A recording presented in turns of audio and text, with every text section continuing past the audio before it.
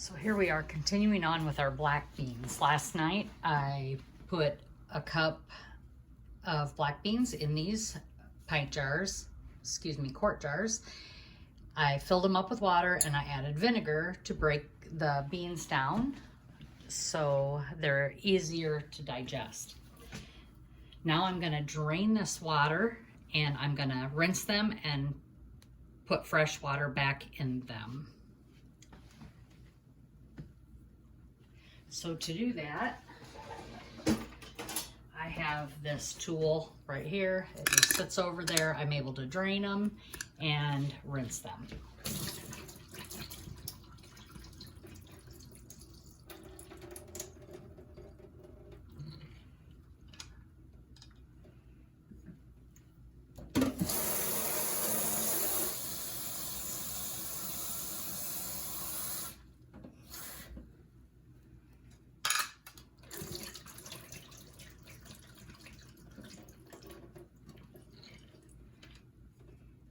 And I like to rinse them a couple times just to make sure that we get all that vinegar water back out so that we have nice clear water. And there's the beans without the water. It looks like I got one that's split in there, so I'm going to take that one out. But I'm going to continue to do this and I'll be right back. So now I have emptied all of the water out that was their soaking water. I'm gonna get this one bean out of here. There we go. Since these soaked overnight, they're ready to go 12 hours. I let them soak and now I put vinegar in them. I'm repeating myself, I know. Now I'm going to fill them up with some filtered water. So I'm just gonna get this out of my filtering tank and we'll do that. I've watched Jessica from Three Rivers Homestead do this and it makes it really nice because you know exactly how many beans to go in a quart jar. They say about 1.25 cups of dry beans, fill it up with water, let it set for 12 to 24 hours. To allow those beans to soak. I use the vinegar again to break those beans down for easy digestion. Then we just add filtered water. At this point you can add salt, which I am going to do. And I'm going to add Redmond's. I'm going to go add Redmond's real salt to my jars. I'm adding a teaspoon to each jar. And you can do it with or without. This is our preference. There we go. So the salt is added. And now we're going to add just plain filtered water. And this is tap water because I am going to be adding this to a canner that's cold. 1-inch headspace. There you go.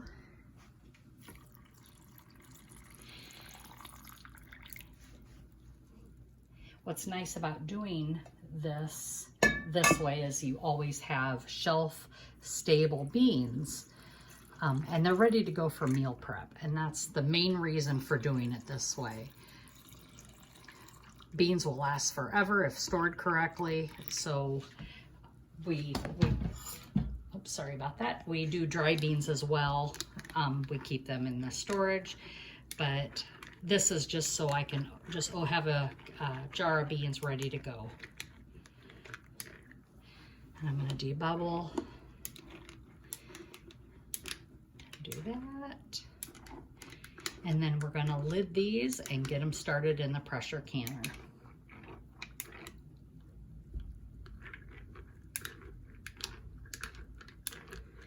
You can do any beans this way. Some want you to cook them. This is just an easy way that I've followed with Jessica from Three Rivers Homestead. And she is doing the August month of Every Bit Counts challenge. And we really enjoy taking part in that as well. So to measure them, I'm gonna grab my measurer. And it's 1 inch. And there we go, it is 1 inch. And we are all at 1 inch. So we are good to go. I'm gonna wipe my rims and get these lidded, and we'll take them to the canner.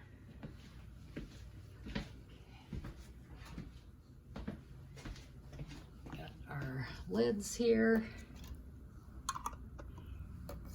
Using 4 jars lids.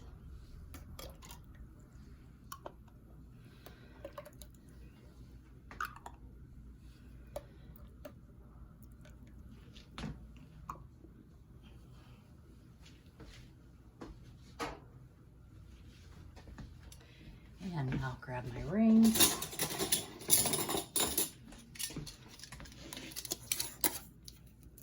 Just finger tight.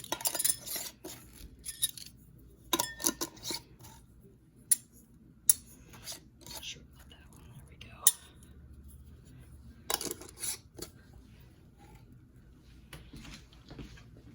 go. And now we're going to head to the canner. As you can see, I have 3 pints of split pea soup. This is left over from another canning project, but I wanted my canner to be full. So I am adding the black beans to this. These normally pints would pressure can for 75 minutes, but I'm adding quarts of beans to this. And that requires us to can for 90 minutes. For these beans, which is perfectly fine for this split pea soup to go in longer. So the rule is, if you're going to do this, you have to can your product with the amount of time for the longest item that you're putting in the canner, which for us is the beans. And that requires quarts at 90 minutes. So there is my canner. It's ready to go. Now I need to put some olive oil around the edge of this bevel here, and that creates the seal here for the All-American canner.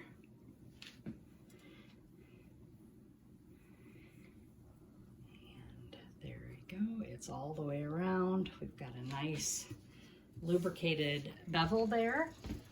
Then we're going to grab the lid here. We always make sure that your stove pipe on your lid is that you can see through it. You want to make sure you can see through your stove pipe on your lid. We're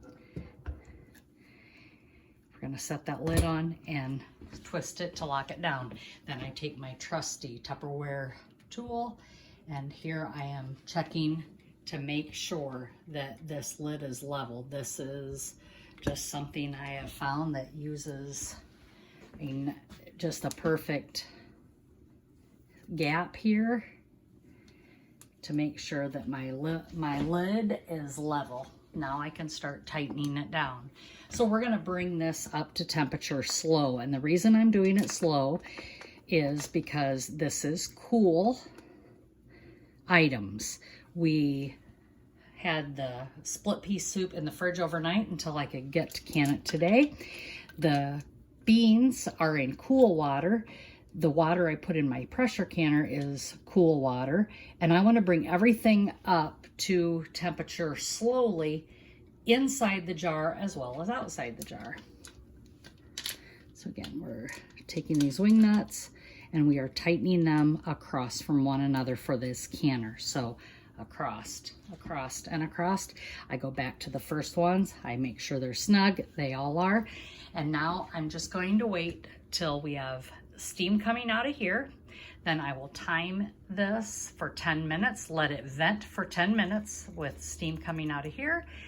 Then we'll add the 10-pound weight, which comes with my canner, and I will choose the number 10 here. I will put that on the stovepipe at that point and let pressure raise to 10, and then I will start the timing once it reaches 10 pounds of pressure, and we will do that for 90 minutes. So the timers went off for the 10-minute venting. This has been venting. Now we're going to add my weight, 10-pound weight. I'm gonna put that on there, and we're gonna bring this pressure up to 10 pounds. When the pressure, I'm gonna bring it closer here so you can see. When this is up to 10 pounds, then we will start the timer for 90 minutes. Okay, so now we are up to 10 pounds. Right here you see, I'm gonna start my timer for 90 minutes.